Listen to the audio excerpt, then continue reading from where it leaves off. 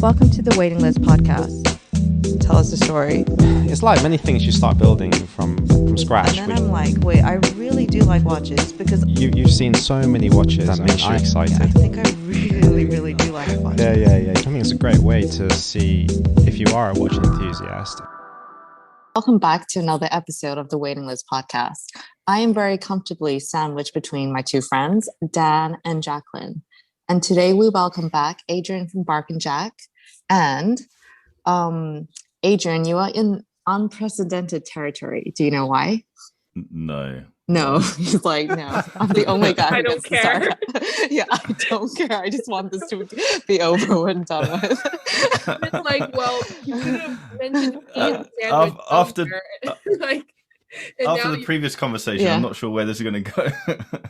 All right. So I gotta say that was an an extremely sultry introduction. That was like no, because I'm first of all, we're all trying to like smize with our eyes because of Adrian. We're trying to be serious here, and because it's the next bit coming up with the Gucci watches, I'm trying to not laugh because literally there was an article that came out like Gucci fresh releases, and I was shocked. I was like, they actually wrote an article about this. And I was just checking Net-a-Porter. They added a new link for women's, and it was under watches and watches and wonders. And there was Gucci watches. So I was like, should I send this to Adrian? I shouldn't have said that. I'm going to have a look now. Me, Lola. Adrian's all on that shit. Like, yeah, I know. Oh, it's like, how dare you? Maybe they've can turned you it do? Around. You know what you were talking about sarcasm. Do you reckon it would work if you did a Gucci watch video? Do you think that? Do you think people would get it? They the wouldn't sarcasm get of a it. Gucci watch video. I actually think that they would take it seriously and actually study the Gucci watches. You should do it. I really think so. Yeah. You should do it, Adrian, as a laugh, right? Like, say, and see how many people actually get it. Yeah. These You are never just know. foul, though, aren't they? They're horrible. Don't lie. We're He's looking at actually them right now. for people who can't see Adrian's face on the Zoom call, he's actually going, yeah, this is amazing. The thing is, I can see his mouse, and that mouse Yeah. action is definitely clicked to cart. Yeah. Dude, he just took out his credit card. This is just Down, all right. disgusting. No, he's just turned it around to get the last three numbers. All right, let's be serious here. We're going to talk about Adrian's really personal Daniel Wellington collection in this episode. So can we start now? Yes. Oh, Go man. ahead. Actually, before we do start, Adrian, have you actually got a suit yet? Have you bought one yet? I was going to Yes, say. I've got a bloody suit. I'm about to buy. I'm off to a wedding in the summer, and I'm going to What, social distancing of two? just the bride and the groom. No, we're allowed to. We're allowed to. I'm not breaking any rules. I think it's in the summer. Yeah, it is summer. So no, I've got a suit. Yeah, I've got a suit. I showed you the suit, didn't I? No, you didn't. Have you made sure it matches with your Gucci watch? It You know. doesn't match a Gucci watch, and that's why I need a new suit. The colours aren't right. Ah. It's a very Is that- business suit. It's a pinstripe, and it's a bit corporate. And Are you- I are you have gonna- no reason for it?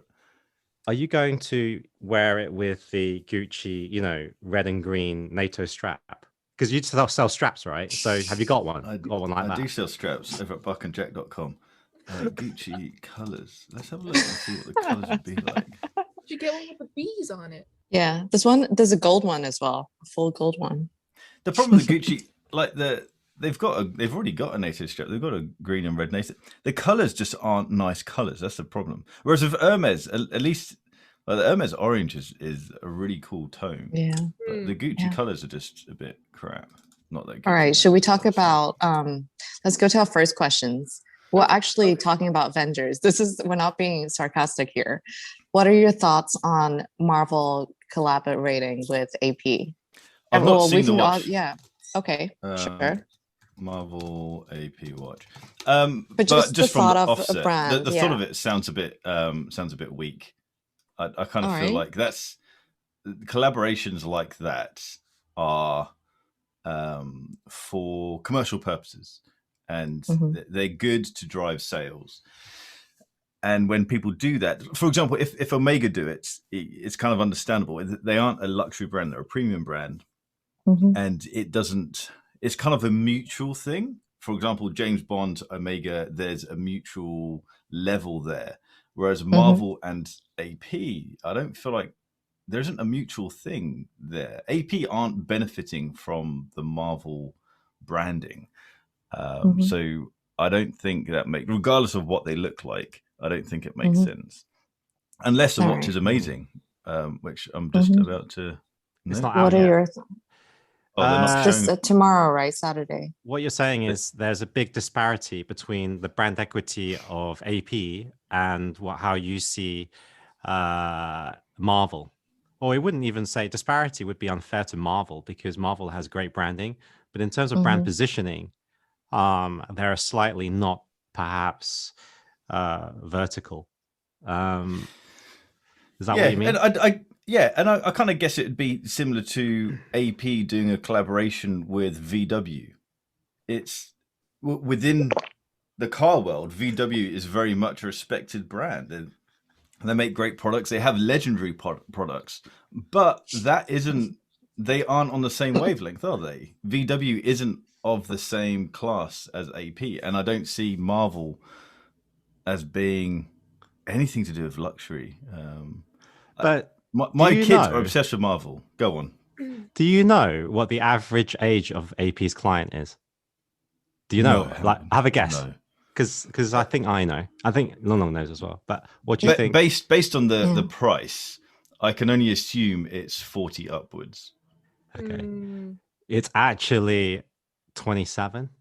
Yeah. Are you kidding me? Yeah. I was gonna say younger. It's Yeah. 27. Is that because they make so few watches, and therefore they can be? That's really interesting. Yeah, right. Like when I heard that fact, I had an equally surprising reaction. But it's 27. Yeah. So that's why it fits in to that Marvel demographic. If you know that information, that completely changes. Then you see it. Yeah. But to be honest, right? Everyone watches Marvel, especially old men. So I'm a bit confused still. Like I would think 27, like I don't know, some other movie, but Marvel's a bit like Spider-Man, maybe like something very specific for young boys, but not even Spider-Man. But are they going to be releasing like this year Black Panther, next year Captain America, finishing off probably with Iron Man?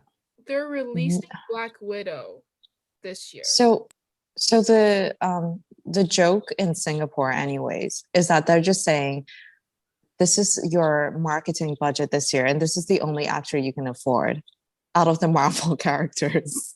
And then as your budget increases, you're eventually, move up the scale and use someone bigger. That's what they're saying. Isn't that a bit weird though? Because as well, when they first released a few images on their Instagram page, they did it with that other black actor who is the not Iron Man, the other guy, War Machine, right? Yeah, War Machine. So so I thought I was got something related to War Machine, but does that basically they just used him because the other guy is actually dead now? Because they need another black guy. Yeah, that's what I was thinking. Supposedly, you know what I mean? Supposedly this guy and Francois have been really good friends for a super long time, way before this. And they have always wanted to do something together. And then they thought this year was like the year to do it. It could just be a very clever marketing drive. It could just be them wanting to do something that will get people talking. They could have done a collaboration. With a film, a film about with normal actors in, or they could have done a collaboration with celebrities or a sport, but that wouldn't necessarily stand out. And so maybe it's them trying to be clever and get people do something against the grain, do something that technically doesn't work or shouldn't work, but it might work in the end. So there's been no leaks of the actual watch itself. Just the concept. All right. I actually think that it's a smart move because if you think about it, like Richard Mille, they've done cards, right? Card collaborations. They've done athletes, and there's a lot of stuff that hasn't been done. So movies is one of them, right? I agree. I also think an untapped space is actually pro gaming, esports. Oh, of course, yeah. I think Yeah. that is also an untapped area, but I think it'll take a long time for brands to go in that and feel comfortable to go into that. I think certainly, we're talking back to the question of Marvel with AP. For many probably seasoned collectors, it's a weird match. But if you look at probably the demographic, which I just said, like 27, probably mostly male, it totally makes sense. And so they're appealing to that group specifically.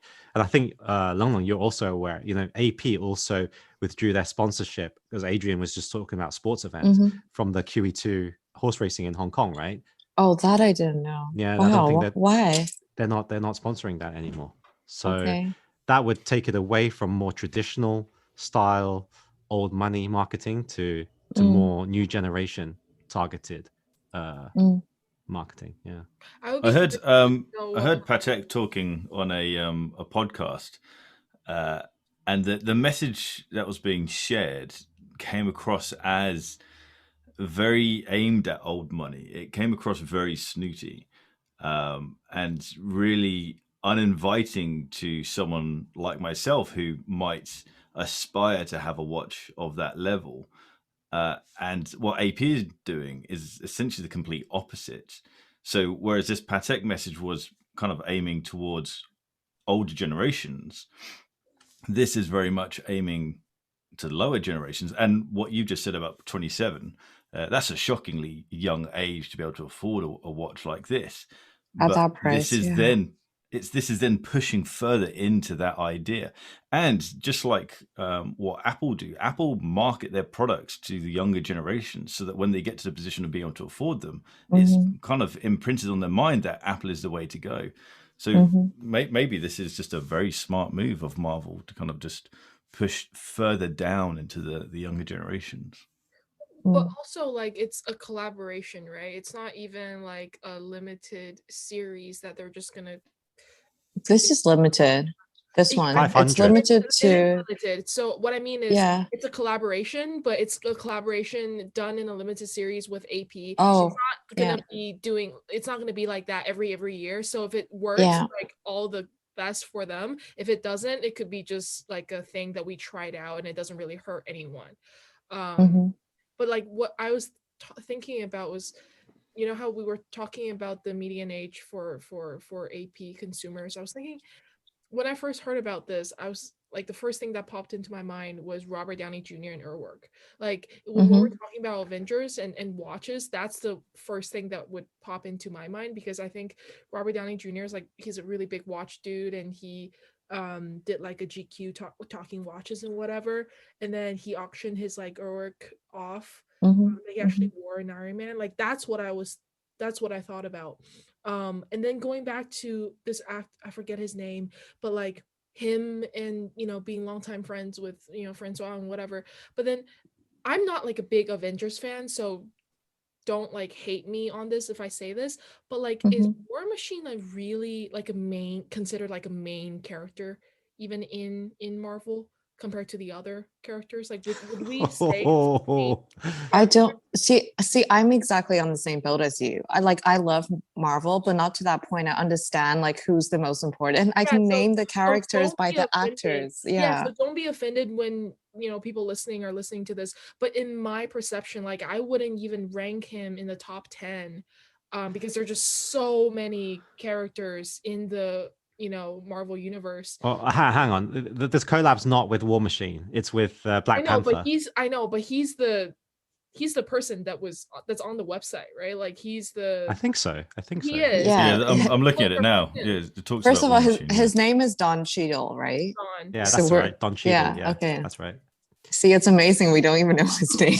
Yeah, like I know he's a really famous actor and all. Like he's in a lot of movies, but just. Okay, yeah, people are gonna hate me, like, but that's how I think. It's not even like I watch Avengers, so I can give you. Yeah, you're not that far off. He's not one of the main. If you talked about the top 5, he's certainly not in the top 5. Yeah. Yeah. I don't even think he's in the top 10. Like he wouldn't even have his own origin story. Yeah, no. Yeah, so he just works for the government. I hope more Don Cheeto never importantly- listens to this episode. Yeah. I think we should move on topics before we burn all bridges with everybody. Yeah. First it was with AP. Now it's like, no, we'll just piss off everybody that likes Marvel. You know, right? Yeah. Well, no, I think we've come full circle with AP. I think maybe this is just a left field way of marketing. Just like H Moser. H Moser are amazing at marketing, coming up with just silly ideas, having fun. But it gets people talking, and it's their way of getting out there without actually having a big marketing budget. Maybe this is just AP's. I'm sure they have a massive marketing budget, but I'm sure this is just another way of them breaking the trend of, oh, we're just going to sponsor another athlete or another sporting event. Let's do something different. It is very different, so props to them. I think, despite maybe some hesitation of accepting it at the beginning, I think it in the long run will prove to be a smart move, personally. It all comes down to the design. If it has a massive Marvel logo on the dial, that's going to be shit. But if it's a good looking watch with a little nod on the rotor or something to highlight that this is something special and that there's an interesting color or something that's integrated, it's all about execution. It could be great and it could just be terrible. If they make watch vibranium or zirconium or whatever the metal is in I'm actually putting it in there. Vibranium. Cool. The thing is, vibranium doesn't exist, Jacqueline. Yeah, it doesn't exist. No, I But know, they can. but like something that's They can just very make it up and special. say it did. Yeah, something like a very special metal. That'd be cool. All right, but Yeah, let's watch companies make up their own materials anyway. Yeah, because I remember there's I can't remember the brand. They used to say this is dust from the moon, from the actual moon, and we put it onto the dial, and I was like, please, bullshit. Okay. It's what Rolex with all the meteorite dials. Like, that's Exactly. Cool. That's cool. Yeah, when Adrian was talking about like Omega Gucci. something collab, right? I was like thinking, what, another moon collab or something? Another like, how many collabs do you want to do? Like, No, exactly. Like I'm running out. That leads to the second question very well. When can we expect the next Bark and Jack collab with Gucci and Daniel? Dun, dun, dun, dun. So conversations have been had.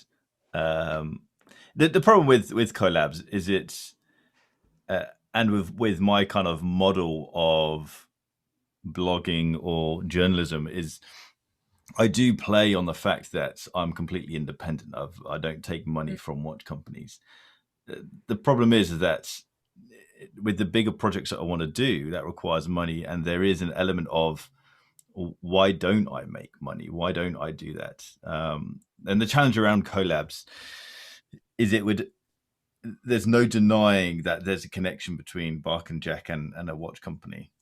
My argument against it, because it's gone through my head lots of times, my arguments against that idea of selling out to a watch company is it's not the watch company. It would be one watch with that company.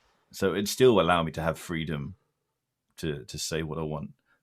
It will happen. It's just a matter of time and waiting. If you do the collab, because we all know it's Gucci, you can do it with clothing, and then it'll be absolutely fine, right? Yeah. I hate Gucci.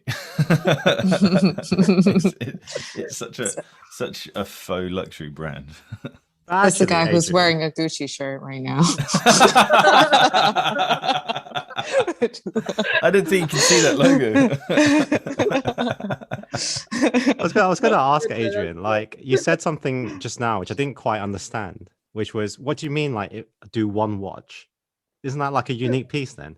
So no, sorry, as in it. So for example, let's no, I won't name a watch brand, but if I did a collaboration with a watch brand and launched a watch, an argument would be Bark and Jack's no longer an independent voice, and that it's then connected or biased towards a certain watch company, which there's a bias anyway, because the Bark and Jack is just me. It's just my opinion, and I naturally have a bias towards brands and products that I like. I'm not a journalist. I don't. There's always going to be a bias, but I don't believe the argument would be if I do a collaboration with brand X, I then have to say everything nice about all brand X watches. that could be a true statement if I did a collaboration on all of brand X watch models, but I wouldn't do that. It would just be on one model of watch. So it wouldn't be one watch, sorry. It'd be one model within that brand. So you, like speaking about AP, right? You made a video recently about the Royal Oak and how disappointed you were. And you did get a lot of hate for it. So what was okay, one, I'm curious, like, if AP came to you now and they said, hey, can we do a collaboration, a Royal Oak collaboration? Would you say yes? And so was this offer clickbait? What was the reason you wanted to do this? So I've actually got two follow-up. No, I'm going to put it into 1 minute. I've got a follow-up video. Okay. So I got hands-on with, I think it was the previous generation of the Jumbo, the Royal Oak Jumbo. Since then, I've got hands-on with the 37mm Royal Oak and the 41mm Royal Oak. And I didn't like either of those. The 41 just wore far too large, and the 37 just looked a bit weird. The proportions seemed off. And looking back and having more time to think about the Jumbo, I want it. It's a gorgeous watch. And although it isn't a sports watch, it's just a nice watch. The design is, for them to have got the design so right all that time ago, and it still be relevant today. That design doesn't look old. It doesn't look dated in any way. I think that's remarkable. And the movement, although is a weird movement, I don't like. I know a lot of aficionados love the movement. They like the innovation that went in from JLC creating that movement. That doesn't speak to me. I don't care for the elements that a lot of people like about the movement. For me, I want a watch that can handle my life. I want a watch that I can put on and not worry about. And that's why I like my Seamaster so much, because the movement inside is phenomenal. In my eyes and from my requirements, the Seamaster has a more superior movement to the JLC AP movement, 2121, I think it was. But design-wise, without a doubt, the Royal Oak Jumbo is gorgeous. It was the first time in a very, very long time that I put a watch on my wrist, and it looked perfect, even without the second hand, which I thought, looking at renders online, and you don't see the second hand, you think, oh, that looks weird. It doesn't. It's missing something. But actually, it's one of those designs that just feels so refined that they just got it right, and I think that's mind blowing that they got something so right straight away. So, are you aware of why people? So if AP want to do a collab, I'm totally down for a collab with AP. As long as they pay for it, I can't put up the money for that. Sorry, Daniel. So I forgot what I was going to say now. Sorry. Right. I just wanted to get that message out. If AP's listening, then get in contact. Oh yeah, I remember. Right. I was going to ask, like, were you aware of the kind of like what got up people's back about that video? About the quick set dates. Yeah, I think because I think it was your title, right? What of did I that say? video?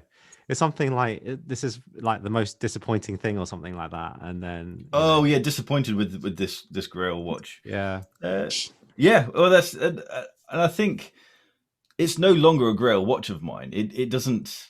I'm confused about what my Grail watch would be, because I feel like I guess social media is probably to blame, and pop culture is probably to blame, because they put these watches on such a pedestal, and people see them as being these icons or these ultimate timepieces.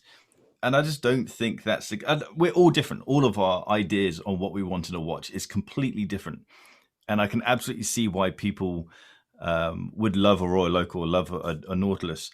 But for me, I think my area of appreciating luxury, appreciating watchmaking, and actually getting something from it is the Rolex Submariner, the Omega Seamaster area. I feel like there's enough detail, enough finishing, enough watchmaking in there for me to think, oh, this is a cool product. This is, the engineering that's gone into this is beyond my ability of understanding, and I'm in awe of what's going on. Anything beyond, for example, the finishing on my Seamaster, you can see from the case back that it's, at a glance, it's nice. As soon as you spend any moment analyzing the finishing, it's pretty crap. Do I need anything more than that? Absolutely not. I don't need any higher finishing than this.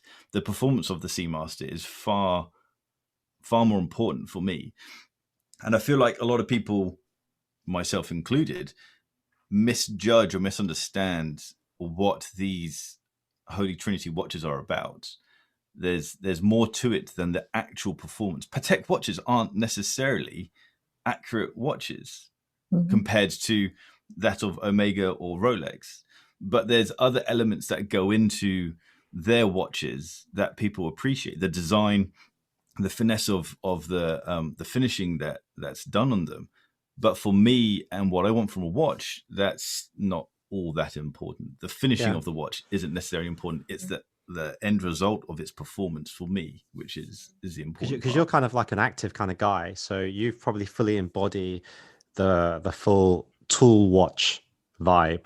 So when you think tool watch, you have quite clear set parameters. Unfortunately, when we classify watches, it is literally like sports stroke tool or dress. And because of the definitions of those things, anything that with the bracelet, just by definition of the bracelet, is put into sports stroke tool. But the Royal Oak actually straddles in between, because it's a dress sports watch, really, right? But when you talk about that element of refinement and not needing it, and also maybe that's also the reason why at the start it didn't sell well, because people didn't get that. The fact that there was still a segment between dress and sports, where dress didn't have to be on a leather strap. And I think, you talking about going to weddings before, people regularly wear, you're laughing because you think I'm going to take the piss out of you, don't you? But I'm not. Like, look how nervous he is. Yeah, He's look like, how nervous he it's is. coming. I'm not nervous. Don't cry, Adrian. I saw that bottom lip wither there. Like Don't quiver, cry. Don't cry. right? No, I was going to say it's not uncommon, although I wouldn't do it, to see someone wearing a pinstripe corporate business suit, with a gold Gucci watch. No, with a sports watch, with a Submariner or an AP, right? That's very accepted now. I mean, I wouldn't do it, but plenty of people will feel comfortable, and certainly James Bond does it, right? That's it. Yeah, absolutely. Or NATO. Should we talk about Clubhouse for a second? What are your thoughts on Clubhouse? Do you plan on developing your platform on Clubhouse? I love Clubhouse. I think Clubhouse is great. With regards to developing a platform, I quite like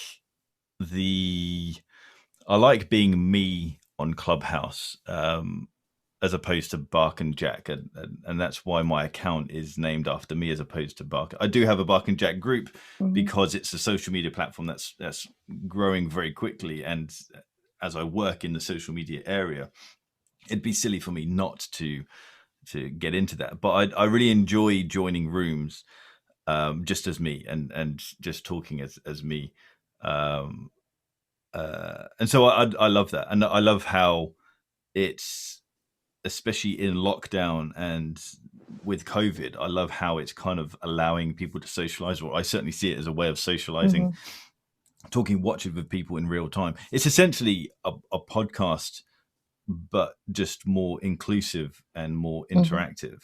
Live. A lot of times it's live, exactly. And a lot of the times I'll walk around with Clubhouse on, even if I'm just out and about and I'm just listening to people have conversations in a similar way that I used to do with podcasts. So I'm kind of listening. I'd say it's probably equal amounts now, but my listening to podcasts has certainly reduced since Clubhouse has come out, which I think is a very interesting kind of balance. I don't know if Clubhouse is going to ever be massive like Instagram. I don't know if it's going to get to that stage, but I can see it being big. So you think it's going to stick around? Sorry, Dan. You think it's going to stick around after COVID? Yeah. I don't know how much the world is going to get back to normal. Normal being able to just freely walk around, and people's mentalities around. I mean, my mentality around carrying hand sanitizer and being more cautious about what I touch. For example, someone made a great point the other day on Instagram, I think it was, about how we'd go to bowling alleys and put your hands in a bowling ball that's been played with by hundreds of people probably on that day, and at the same time you're eating chips with your hands or something, and that concept, no, exactly. And when you describe it now and you think about it, you think don't do that. And so I think perhaps our mentalities, and that's not being a germaphobe, I think that's just being wise to dirtiness. And so I think the world is going to change. I don't know how well Clubhouse will survive. I think it will be a more niche social media, but I think it's fun. And also, coming back to a brand perspective, watch brands, and I guess brands as a whole, need to get better at interacting with their customers. A lot of people get upset whenever I bring Bremont up, but Bremont are incredible at engaging with their customer base. I don't know how it works worldwide, but in London, they are so proactive, at least they were before COVID. They would have monthly chats at their boutique somewhere in West London, I can't remember. And they'd get adventurers in, or people who have achieved stuff. And it'd be quite an intimate setting, maybe 20 people in their relatively small boutique. And this guy would just stand up on a desk and just address the room and just talk to the room about their adventures or things that they've overcome in their life. And then, of course, there's an element of buy a watch, but it's more around branding first. Let's have a good get together first. It's sponsored Bremont events. So of course, there's watches about, but it's focusing on how can we connect with you? How can we do stuff to connect with the audience? And then when it comes to them launching watches, they have these townhouse events, which are amazing. They're just massive house parties in super posh houses. And there is an element of watches. Watches are on display everywhere, but that is again secondary to the actual mission, which is let's just get together and celebrate watches. It's just a big piss up, and it's great. Far better than going off to Baselworld and getting hands-on with a watch for 10 minutes and it being a dummy watch and then just being ferried off to another appointment. It's so much more intimate and so much more on brand for Bremont to do that. And I think they mentioned it was like 1/10 of the price of doing Baselworld. And so it's when it comes to branding and engagement, Bremont are on it. And a lot of watch companies, established watch companies, need to play catch up with that. And Clubhouse is a decent way of doing that. IWC seems to be quite proactive on there. I think, for Clubhouse, for content creators like yourself, it's so natural because I've heard you speak. I find it funny that you go, "Hi, I'm Adrian." I was like, "Fucking hell, we all know you're Adrian, man." Like, I was like, fake modesty or what? Although I can't. No, that's genuine. Yeah, whatever, mate. Yeah, like I'm sitting there in the audience. I wish people could hear me going like. There was one chat where you went on stage and I was like, "Get me up there, get me up there. I'm going to bring the Gucci watch up." Yeah. Yeah. But I'm gonna have to do a Gucci watch video now. Just do one. Please. Dedicated to you. Thank you. This is for you guys. You're so natural now at speaking in front of people on camera. I mean, we know because we do the podcast, when you get certain guests on that are not used to. I mean, we're not even speaking to anybody. It's just four of us. Put a microphone in front of them, and they really are not natural. I would say at the beginning, if you listen to some of the earlier episodes, we're exactly a little bit, just rigid. But it's like anything, you do more of it and you get better. And inviting you on the podcast, it was just such a natural transition. I feel that it's the same way for Clubhouse. But interestingly, I think Instagrammers that never had to speak and just curated this perfect picture, right? And could think a long time about this caption, right? I think we know a lot of people like that, right? When it comes to actually meeting them in people, it's like, what the fuck? Like, are you the same person?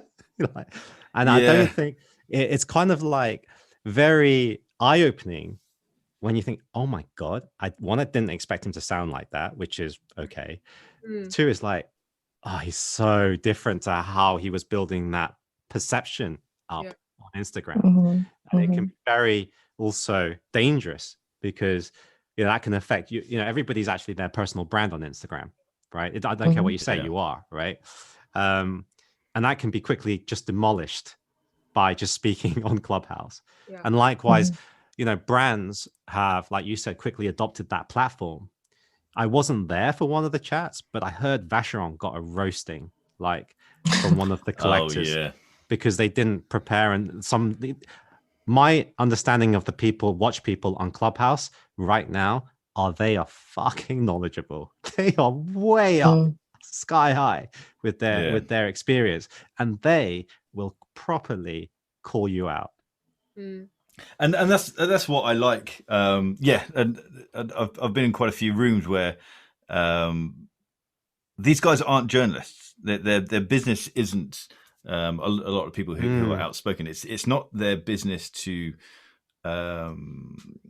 make content. It's not their business to create relationships, and so there's no reason for them to be nice about things. But at the same time, they know a huge amount about watches, and some of these guys had forums, or they ran forums, or they were big players in the forum world, and now they're just doing other things, but that knowledge is still there, and they do investigative work into movements and know who's borrowing stuff from whom, and it's fascinating to see that side of the watch world, because when you're in social media, kind of two things. It just becomes this big echo chamber of this is a great watch, and so if someone says something's a great watch, naturally I'll gravitate towards that, and I'll also highlight or see the greatness in that, and not necessarily delve deeper into the negative sides of it, or maybe the negative sides just aren't known.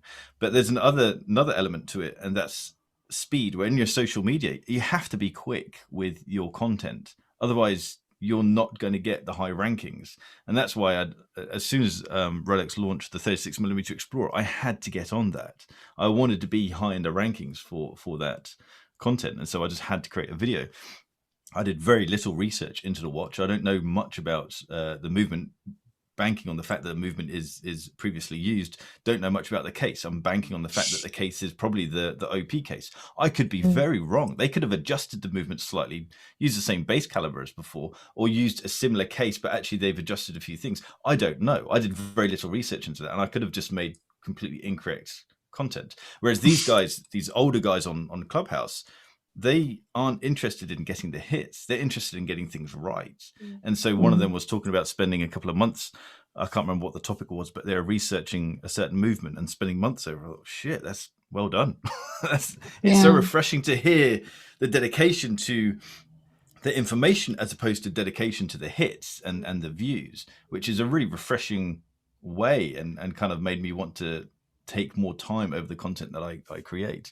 But at the same time, it's great to hear these guys be confident enough in their knowledge to really grill the guys who work for the companies.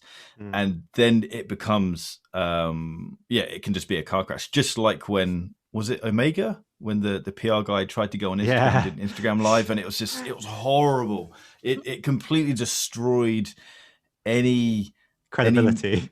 Any credibility that he had, that the brand had. Omega isn't a luxury watch brand. They're a premium brand, and they are a brand which a lot of everyday people aspire to have and can, for a large amount, afford to have. Yet the message that was coming across was, all of you guys commenting, you're nothing to us. I don't want to hear from you. I want to hear from the CEO of this other watch company or this other thing. The comments that were being made by that PR guy were shocking. And that is when a company just gets social media completely wrong. But also, that's probably highlights when they should move people around within their company. When you have people who can get online and share such a damaging message around the brand, that person shouldn't be in a position to do that. Did you guys know what he's talking about? No. Do you guys... No, I haven't watched it. Okay, so what happened was, that?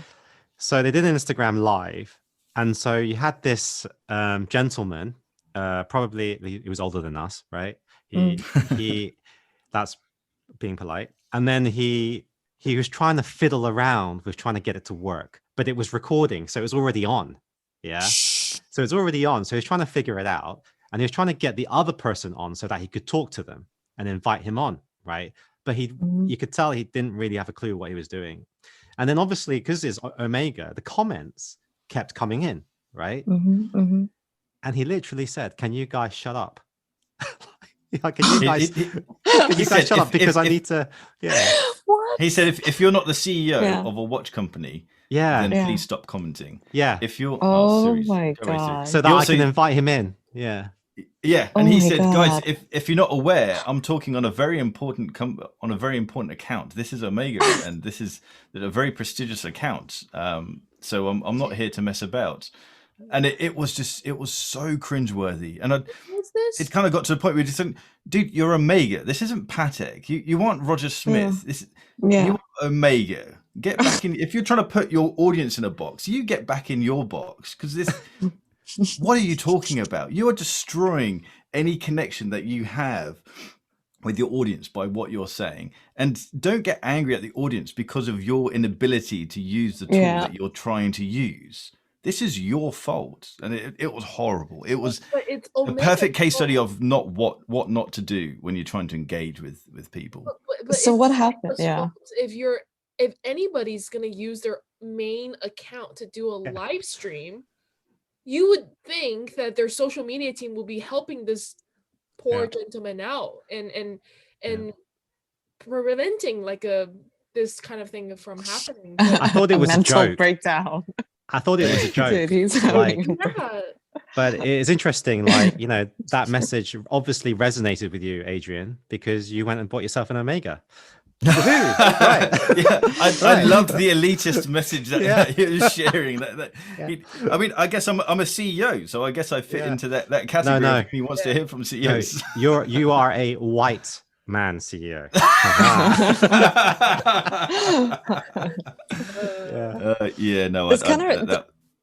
Go on. This kind of reminds me of the last episode that we recorded with Calvin.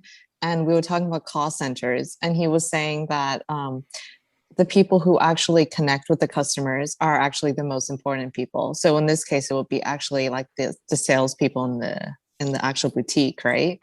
And I went to a Vacheron event recently, and they had this mini tour of the history of Vacheron. And the first piece, the oldest piece they had there, was from 1855, and then the next one was from 1955. So I say, I said to the guy, you can tell he's young, and he's like holding an iPad, but the iPad had the new pieces in there, basically the catalog. So I said, from 1855 to 1955, what were you guys doing? I was serious, because I thought he would be like, oh, we were focusing on, I don't know, this movement, that movement, whatever. And he was scrolling through the iPad, and I was like, listen, the iPad is showing the modern pieces. The answer's not in there. I felt so bad, but I was whispering it because he was a young guy and I wanted to give him a chance. Because at the end of the tour, you could see the manager just went over and was like, how is it kind of thing? But I was just like, no, he did great. Yeah, you decided to wait until you're on a bigger platform to call him out. I'll roast you later. I can just see the image of Long Long being so curious about this branch of history, like 100 years, and the guy just like, give me a second, and then you can see from the corner of your eye, it's just like, what are you doing? What are you looking for? But I had a very similar experience at Cartier before the crash blew up, and the auction houses started having crash pieces. So this was in Hong Kong, the Cartier is at Landmark, and then Phillips is like just opposite, right? So I crossed over, I went to Cartier, and I was like, oh, no. Fast forward many months later, there was a Cartier event, and it was made for girls. You can tell it was they hired a lot of hot models. They were standing there or whatever. Sounds like targets for men. Yeah. No, no. Yeah, for men. So my friend who invited me was like, oh, she's super into watches. Like, don't show her the jewelry. Go to the watch section. And they had hired this super old man, like super old, and he was a watch specialist for Cartier. So I was so excited, right? I was like, listen, I want to see the Cartier crash. And I gave him this whole list. And his answer to me was, what is the Cartier crash? You And serious? yes. And I said to him, Uh, I was like, are you an actor? Like, I was actually shocked. I was actually curious because I thought you hired models anyway, so why wouldn't he be an actor? Like, and that's such a fair point. right? so you're saying you actually, for Yeah. one, at least a split second, Yeah. really thought that they He hired was an a old man to act like an Yeah. old specialist? I still think so.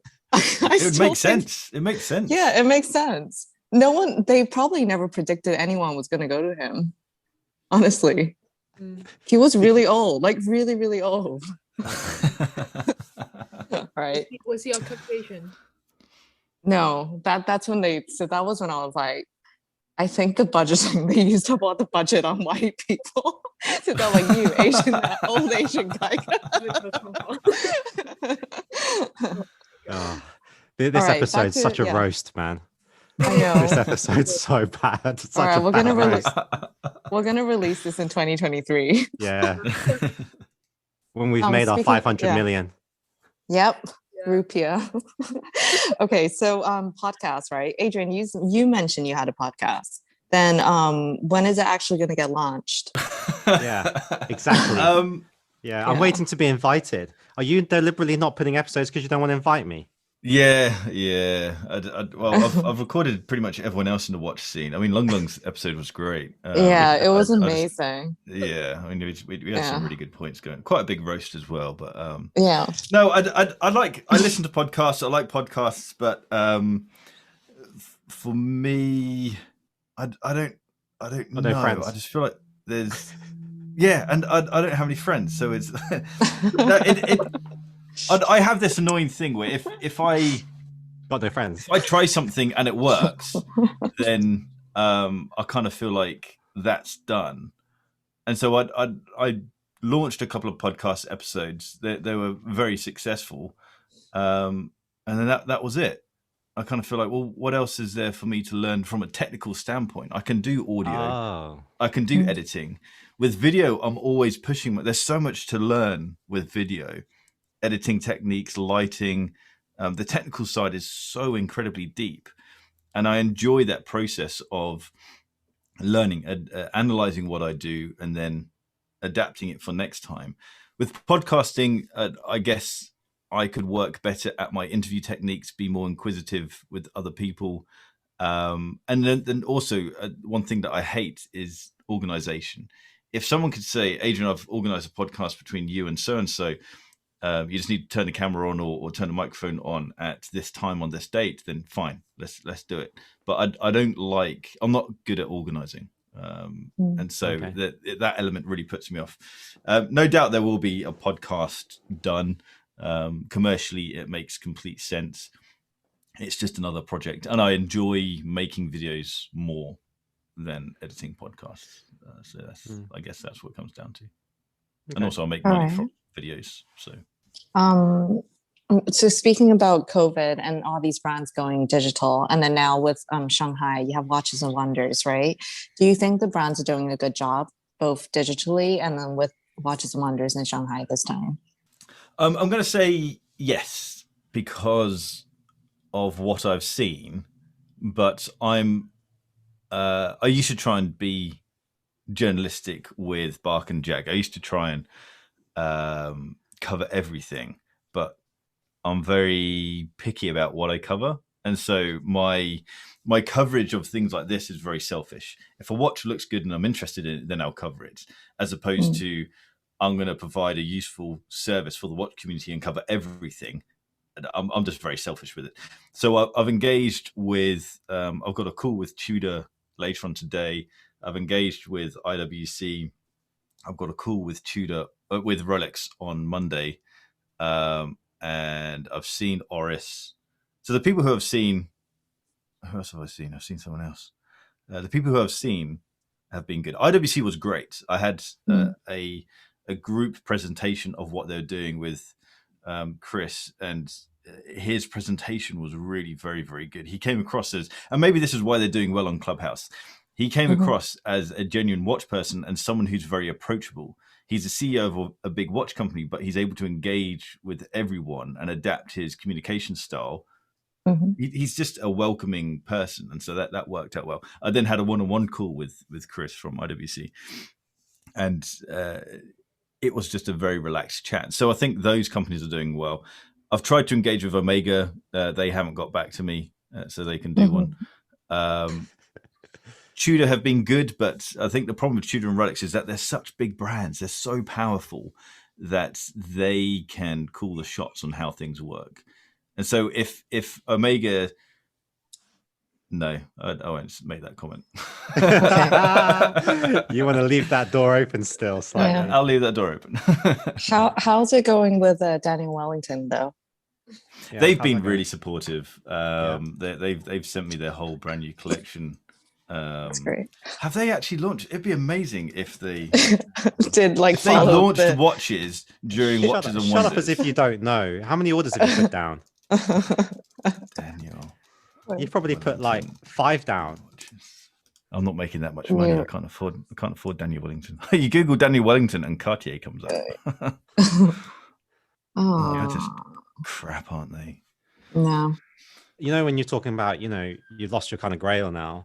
I think from Daniel Wellington, you can always graduate to MVMT. I think that's always an option. Or even Filippo Loretti. You know so much about these crap brands. That's the worst one. Filippo Loretti have Moser dials. I don't know what you're talking about. Oh, Moser makes them for them? The thing that I hate about Filippo Loretti is their Instagram, their YouTube adverts. They purposely use bad audio quality to try and imply that they have a low budget, and so the audio, I think it was them, the audio on their video was just bad to try and show, oh look, we're trying to scrape together a small budget, but look, we design our own watches with some just random B-roll of someone designing nothing. It's just crap. You don't know how often, right? I see those watches on my Instagram feed, and they actually physically make me press that, dismiss this, it's inappropriate, right? I didn't know you could do that. Yeah, you do that, and it's appropriate because I just hate seeing that kind of shit on my feed. Like, brilliant. And then, but there's always, before I do that, I always think, shall I screenshot this and send it to Long Long and write your next watch? Because I just know the next comment will be lame. Right. All right, last question before a quick fire. So there's obviously, I would say the whole of 2020, there was Bitcoin and cryptocurrency. Everyone's like getting into trading. What are your thoughts on Bitcoin and watches and people eventually paying for watches using Bitcoin or cryptocurrency? Bitcoin's annoying. Bitcoin kind of first blew up when I was working at Apple, probably 10 years ago, 11 years ago now. And everyone was into mining Bitcoin. And a few people just thought it was a fad. And then someone who had a house, they had like a 4-bed house in North London. He turned the whole house into a Bitcoin mining server. And it got to the point where he just left working at Apple. And he's probably worth a lot of money now. Yet at the time, we all thought, oh, you're stupid. But no. I'm just sad that I didn't get into Bitcoin properly and make use of that massive spike. But with regards to buying watches, I don't know. I don't know what the benefit is from that for the normal people. I think the good thing about Bitcoin is it allows people to be anonymous. But then with that, it then supports criminal activity. The watch world is already rife with criminal activity, criminals using watches to clean up money. And I think that would just further make that issue bigger. Mhm. There's so many talks around watch auctions, or I guess any luxury auction being used to, if a watch sells for crazy amounts of money, it's not necessarily because that watch is worth that much money. That's how much money someone wants to clean. And so Mhm. it's Mhm. just another vehicle for that to happen. It's an Mhm. interesting world, but not something that I know a I got a huge amount. question actually Mhm. for Long Long, because Long Long sounds like Mm. she's done a bit of research on this. So maybe you can give me the answer, or maybe you can't. Oh, money Like- laundering, I have. That's why she likes fashion. Right, there's my Mhm. channel burned right there. No, I was gonna say there's been recently something to do with blockchain technology and owning a piece of an event. So let's say Michael Jordan, he hits a very key 3-pointer shot, Mhm. or actually no, I'll use a different example. The guy that launched Twitter, Mhm. right? He sold his tweet, right? Mhm. Mhm. And like, how does that kind of like work on a digital record? Like, how do you own that when it's kind of like one in the public space? And then secondly, I don't know if you know, I heard that you can own a piece of it. Okay, like this is my best way of explaining it. It's like, the movie tickets, there's like Yeah. two sides to it. Yeah. So then that Twitter guy, when he sells that piece, like you just tear it, you keep one piece, he keeps one piece. This Yeah. is just proof, like physical proof. Like this is like you own it. And that's it. That's the only thing that right. And the thing is you can't the value of that piece of paper that you hold is just moving up and down like every second. That's the thing I find fascinating, that people can deal with this kind of I would say stress and risk, Mm. So whereas it's back almost in the on scarcity plus desire to own it, right? yeah And how you can but create that yeah desire to own it, because the more people that own it, it's a limited. Well, it's one thing, isn't it? yeah. So So when he's done with these pieces of paper, that's it. yeah, okay. So you can also Yeah. like your ticket could Mhm. be one of those other tickets where you've got one ticket, but then you've got like Yeah. 100 little pieces of paper that you can hand Yeah. out to everybody. Yeah. You've just multiplied it by 100, right? Yeah. Yeah. So you're not actually owning anything tangibly, well, No, you're not. valuable kind of thing. Look, I put that very loosely because emotional value, yes, but in Mhm. terms of something that is producing money, maybe not. It's just literally almost like the auction game then, a bit like But also, rarity, it scarcity, sounds and similar exclusivity. to shares. When you buy a share in a company, you don't Yeah. actually have a physical thing, but Yeah, you you're just buying into have something that says, I do It's a belief. legitimately own part of that company. You I know guess what's it's crazy another is thing. these so-called digital wallets. Back then, I actually thought it was a digital wallet, like you log in or whatever. Then I realized, no, a lot of these are like thumb drives, the actual things that you can lose. So Yeah. why would that be safer if we're already Yeah. losing like phones and headphones and whatever? Like, Mm. yeah. But I There's would a guy in the say- UK who threw away a thumb drive. Yes, I read that, and then and it's got millions on it, and he keeps trying to ask trying councils to to allow him to let him search through the rubbish tips. Like, dude, you're not going to find that. That is gone. Yeah. Horrible Yeah. feeling. But at least when you're talking about the stock analogy, you're investing in a company that has a method to make money, right? You invest in Yes. Apple, but Apple Yeah. sells products to make money. Sure. Yeah. Yeah. Like Yeah. you don't But this have is like anything- investing in yeah. a currency. Okay. So if you think Okay. the USD is going to be safe, let's say Yeah. USD is the same as Bitcoin, Yeah. you're buying into that currency and keeping on to, like holding on to it and Mhm. banking that this is going to be a safe currency in the future. Okay. Yeah. Because that stuff's moving into art now. So you have like a digital Yes. art thing, and then they're redoing it for art. And I recently had a conversation with somebody whether they could do it for watches. So Yeah. it would totally take a different, put investment in watches in a different level, in the Mhm. fact that you had a digital record of something physical that you didn't even own, by the way, the physical one you don't Yeah. own.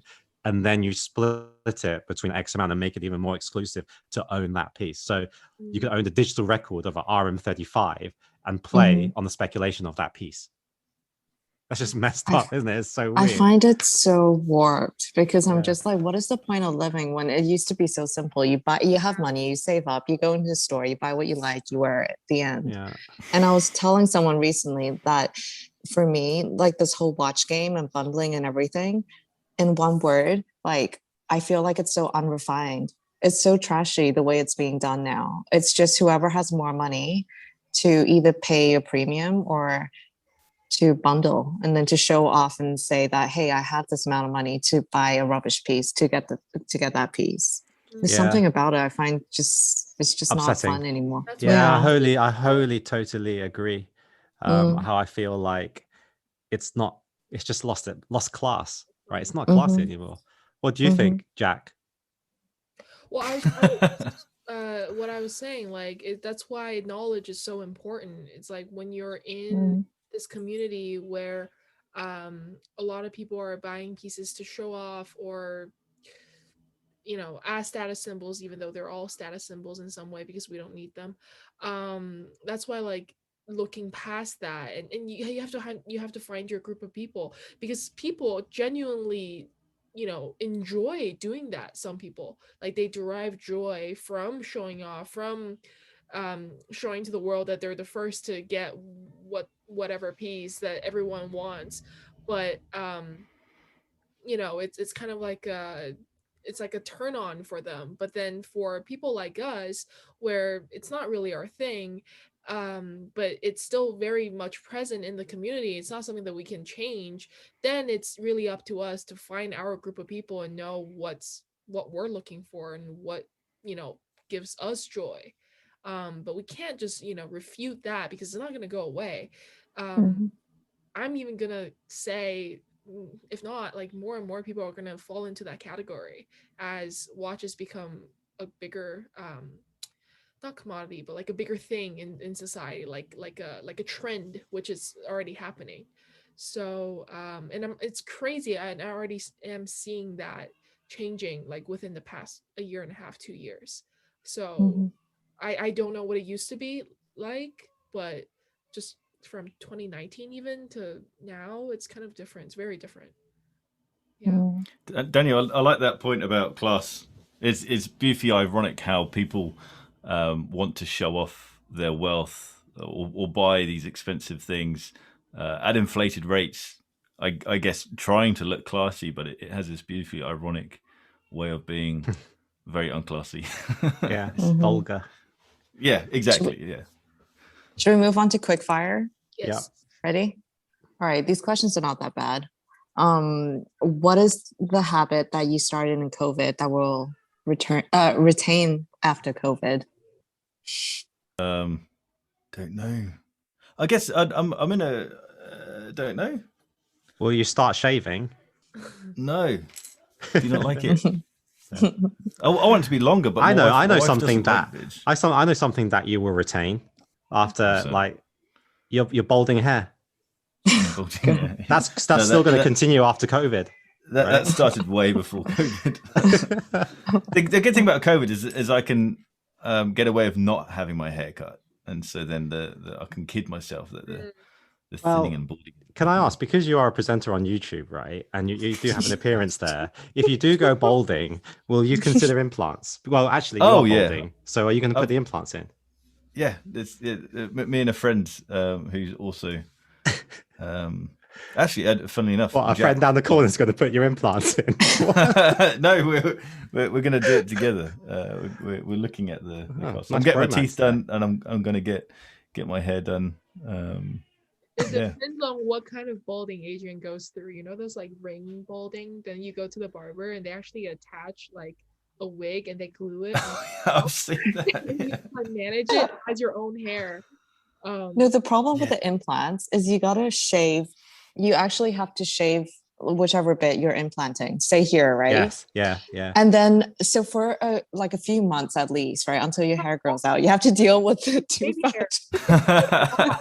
Which is why the wig that you glue on your scalp comes in so handy, because you don't have the baby hair trauma that people, like, know that, oh yeah, this guy's bald. It's also way cheaper. It's also way cheaper, and you have to go through the pain. So just ideas. Wait, but can you shower with it? You can do everything with it. Yeah, I mean, like you Yeah. can take it off, and then when you shower, and you just glue it back on. You know a lot about this. This- YouTube videos. It's really Jacqueline, satisfying. can you prove that your Did you hair say- is real? Did you say you watch YouTube videos? Because if you're watching YouTube videos, right, even if they're on the recommended, and you can't even blame that because it means they're somehow affiliated to what you're watching. Oh, I get recommended a lot of weird things. I get recommended like dogs with porcupine spikes poking out of their noses. Oh, I hate I that. get recommended like removing maggots from stray kittens.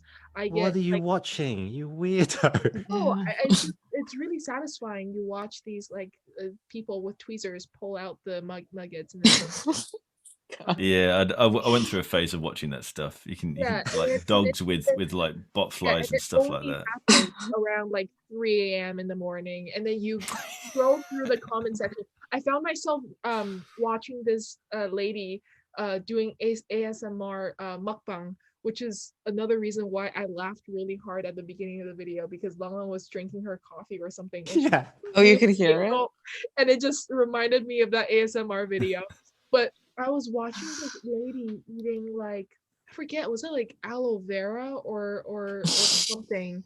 And it was just like that at 4 a.m. And you scroll down into the comment section and it's just people complaining like, nope, 2018 didn't happen, 2019 didn't happen, 2020 didn't happen, 2021 all of a sudden YouTube recommends you a lady in and you're watching it at 4 a.m. That was me. Yeah. Weird. Okay, most viewed video ever on your channel. My first fake Rolex, how to identify a fake Rolex video. That was a strategic video to do. If you ever want views, just make a video about fake Rolexes. That's had, I think, 1.3 million, something like that. Wow. Over 1 million views. It's like a Wow. way, it's like a confirmed way for success for a view. Yeah, Hmm. yeah. That does definitely, suggest yeah. that people are checking out fake ones. Yeah, Like exactly. more. Like, shall Oh, I yeah, get a the- fake one, right? Yeah. The most searched watch company is Rolex, and Yeah. above that, the most searched watch related term is fake Rolex, and how to buy a fake Rolex. Oh my God. Okay, what are you eyeing for your next watch purchase? Mm. The new Explorer 36. I was talking to people yesterday. You think you can get it? Rolex. Is it going to be available? Yeah, I'll get it. Yes. Mm. Yes. Okay. Yeah. God, you said that like with a bit of like a chest pump there. Like, Yeah. of course, man. I'm Adrian. Well, Like, I'm Adrian. Yeah. It's not going to be. It's not going to be available, Difficult. as in people can walk off the street and get it. It's not going to be in the window. The two-tone might be in the window. I think it'll be interesting to see how that goes down. I think that's a weird AD one, to be honest. Yeah, no, it is a weird one. I don't Weird like one. it. Yeah. The lady who I spoke to, the interest on the new 36mm Explorer has been low, not compared to, I don't know, if the fact that people can now buy the Pepsi on the Oyster bracelet. So I think the Explorer will be a more readily available watch, but there'll still be a wait list. Mm. All right. Any pieces you're going to be letting go? Yes, my Black Bay 58 is definitely going. I don't wear it, so there's no point holding on to it. Mm, okay. Ever since So, I got my yeah. Seamaster, it's been just sitting around. 5711, blue or green? So this is a really interesting one. I think the green looks horrible in all of the Patek press photographs, but in all the normal proper photographs that watch bloggers have taken, I think it looks gorgeous. I think Patek were just crap at their product photography.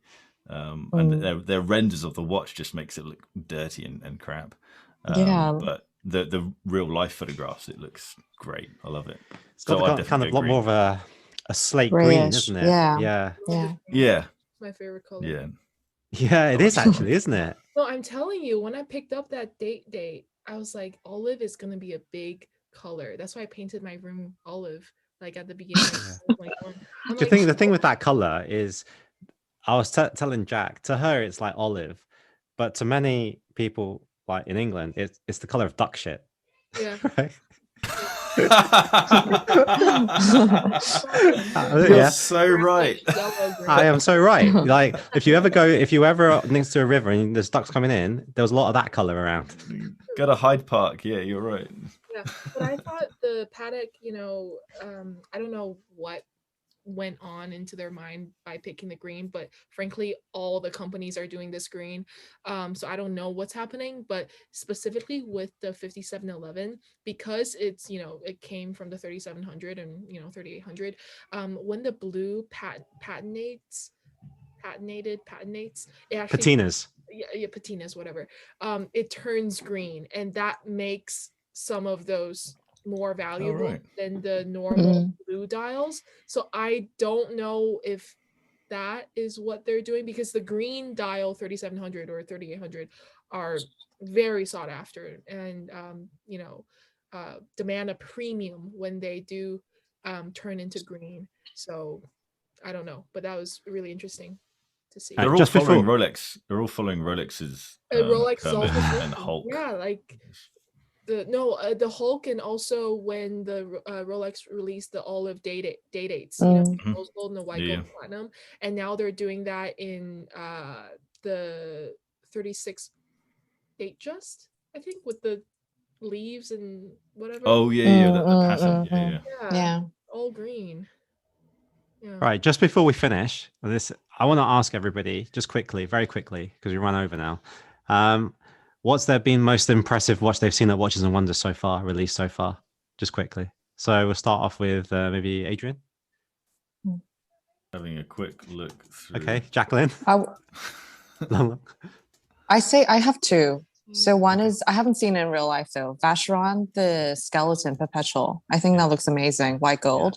And then the other one is the Alanga Perpetual calendar.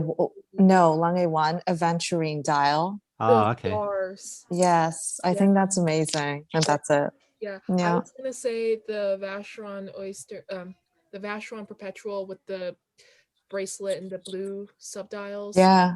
And Yeah. I was gonna say the Nautilus with the baguette and the green. That's nice. Yeah. Yeah, that's weirdly cool. That's really cool. It doesn't look That's really too cool. shouty. I'm going for the Vacheron as well. That's the only watch I clicked in. I looked at it and I thought, okay, I'm going to read that because I want to know how much it is. Like that, again, open works or skeletonized perpetual calendar. That one is really. How much is it retailing for? 115 Okay. US. Okay.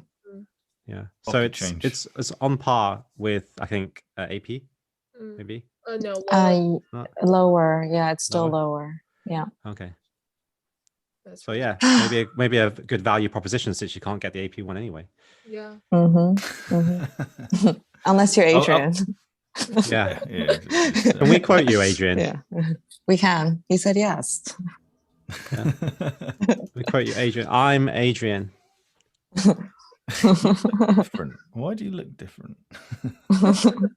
I'm going to bring things down a bit and go with the Explorer.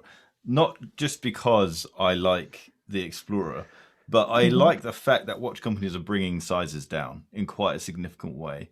With the IWC bringing their Pilot's watch down by 3mm, Rolex bringing their Explorer down by 3mm, and the fact that you can't get a larger Explorer now. So I think it's quite interesting. That move, the OG size. although there are other sports watches are going up. Yeah, it's an interesting move to bring that watch down. Yeah. All right. So that's it. Yeah. Yeah. Thanks, Yeah. Adrian, Cool. for coming on. Thank you. We Thanks had a for great having me. time as well.